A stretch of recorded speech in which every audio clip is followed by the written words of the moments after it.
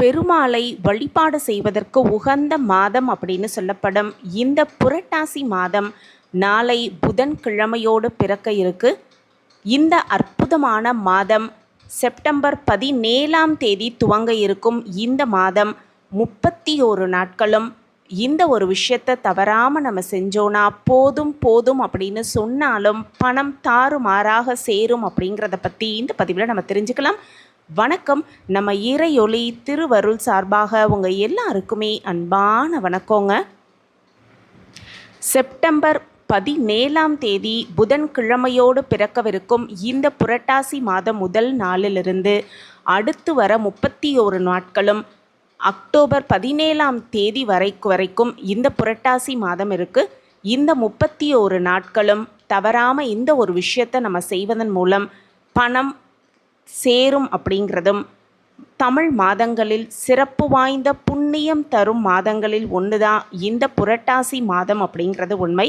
பொதுவாகவே பார்த்தோன்னா ஒரு மாதத்தில் ஏதாவது ஒரு நட்சத்திரம், திதி, கிழமை அப்படிங்கிறது சிறப்பானதாக இருக்கும். ஆனால் மாதத்தின் அனைத்து நாட்களுமே சிறப்பு பெற்று புண்ணிய பலன்களை தரும் மாதங்களில் ஒன்றாக இந்த புண்ணிய மாதம் புரட்டாசி மாதம் திகழ்குது அப்படிங்கிறதுல அது சந்தேகமே கிடையாது.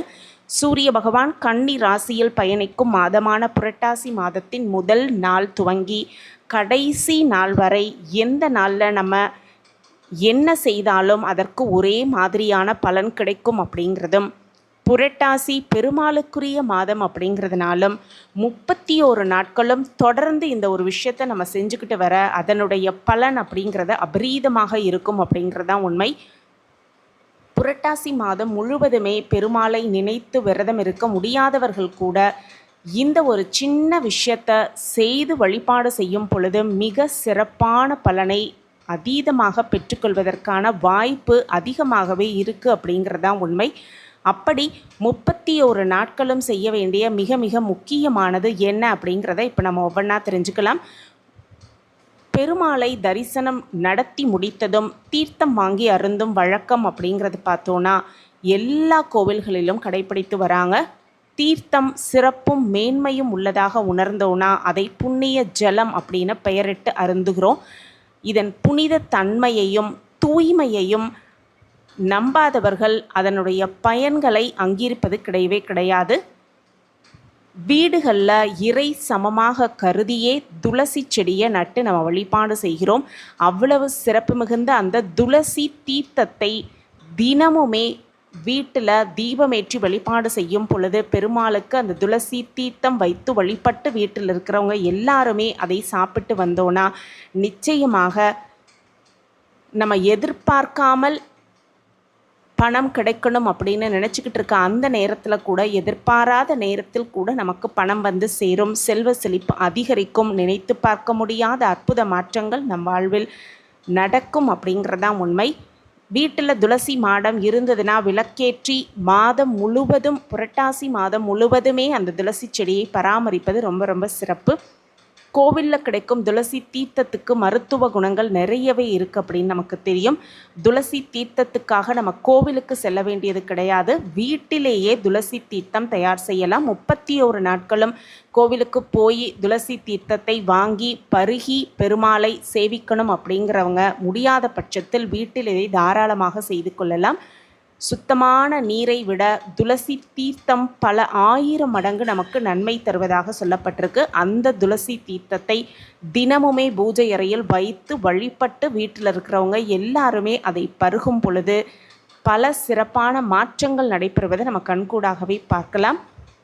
அப்படி வீட்டிலேயே துளசி தீர்த்தம் தயாரிக்கும் முறையை நம்ம முன்னோர்கள் கடைப்பிடித்துக்கிட்டு தான் வந்தாங்க.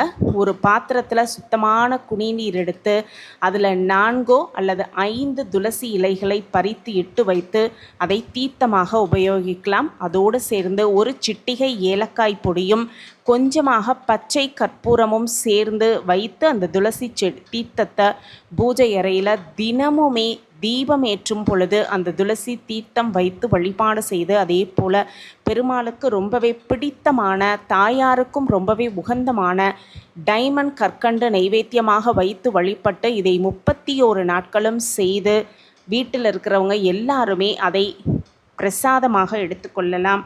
பெருமாளின் பரிபூரண அருள் அப்படிங்கிறது நிச்சயமாக கிடைக்கப்பெற்று கோடி புண்ணியங்கள் கிடைக்கப்பெற்று செல்வ செழிப்பாகவும் வளமாகவும் நலமாகவும் வாழலாம். புரட்டாசி மாதத்தில் திருப்பதி இப்படி பெருமாள் கோவில்களில் பிரம்மோற்சவம் நடத்தப்படுவது வழக்கம். தெய்வங்கள் பெருமாளை வழிபட பூமிக்கு வரும் புரட்டாசி மாத சனிக்கிழமையில் பெருமாளுக்கு மாவிளக்கு ஏற்றி வழிபாடு செய்வது ரொம்ப சிறப்புது. புரட்டாசி மாத சனிக்கிழமையில் தான் சனி பகவான் அவதரித்தார் அப்படின்னு சொல்லப்படுவதால் சனியால் பாதிப்பு இருப்பவர்கள் புரட்டாசியில் விரதம் இருந்தோன்னா அதிலிருந்து விடுபடலாம் அப்படின்னும், புரட்டாசி சனிக்கிழமையில் பெருமாளை வழிபாடு செய்தோன்னா அனைத்து விதமான கஷ்டங்கள் துன்பங்களிலிருந்து விடுபடலாம் அப்படிங்கிறது நம்பிக்கை. புண்ணிய மாதமான புரட்டாசி மாதம் நாளை செப்டம்பர் 17 பிறக்கவிருக்கு. புரட்டாசி முதல் நாளிலிருந்து கடைசி நாள் வரைக்கும் 31 நாட்களும் இந்த ஒரு விஷயத்தை வீட்டில் நிறைவாக செய்து வீட்டில் இருக்கிற எல்லாருமே வழிபட்டு பெருமாளின் பரிபூர்ண ஆசிர்வாதத்தை பெற்றுக்கொள்ளலாம். அடுத்ததாக பார்த்தோன்னா புரட்டாசி மாதத்தில் ஒவ்வொரு சனிக்கிழமையுமே விசேஷம். பொதுவாக புரட்டாசி மாதம் தொடங்கிய நாளிலிருந்து வீட்டை தூய்மைப்படுத்தி தினம்தோறும் பூஜை அறைய மலர்களால் அலங்கரித்தும் தீபமேற்றி தூபம் காட்டி விரதத்தை புரட்டாசி முதல் நாள் அன்னைக்கே பெருமாள் பூஜையை நம்ம துவங்கலாம் அப்படின்னு சொல்லப்படுது. அதனைத் தொடர்ந்து சனிக்கிழமையில் வரும் விரதமிருந்து இனிப்பு பொங்கல் பழங்கள் போன்ற நைவேத்தியங்கள் படைத்து பெருமாளை நினைத்து வழிபாடு செய்யலாம் அப்படின்னும், பக்கத்தில் பெருமாள் கோவிலுக்கும் சென்று வழிபட்டு விரதத்தை நிறைவு செய்யலாம் அப்படின்னும் சொல்லப்பட்டிருக்கு. இவ்வளவு சிறப்பு மிகுந்த இந்த புரட்டாசி மாதத்தை நாமும் தவறவிடாமல் பெருமாளை வழிபாடு செய்யலாம். புரட்டாசி முதல் நாள் அன்னைக்கு வாங்க வேண்டிய முக்கியமான பொருட்கள் என்னென்ன அப்படிங்கிறத பற்றி ஏற்கனவே நம்ம பதிவு போட்டிருக்கோம். பார்க்காதவங்க அதை போய் பாருங்கள்.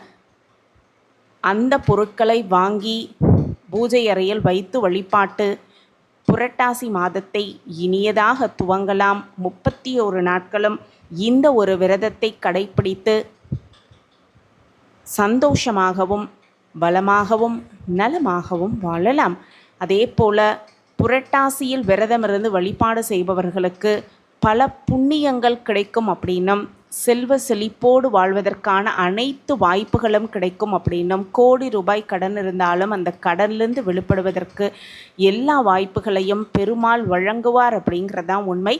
இந்த மாதத்தை தவறவிடாமல் வழிபட்டு பெருமாளின் பரிபூர்ண ஆசிர்வாதத்தை முழுமையாக பெற்றுக்கொள்ளலாம். இந்த பதிவு உங்களுக்கு பயனுள்ள பதிவாக இருக்கும் அப்படின்னு நான் நம்புகிறேன். நம்ம சேனலை நீங்கள் ரொம்ப ஆதரவு கொடுத்துக்கிட்டு வரீங்க. எனக்கு ரொம்ப சந்தோஷம்.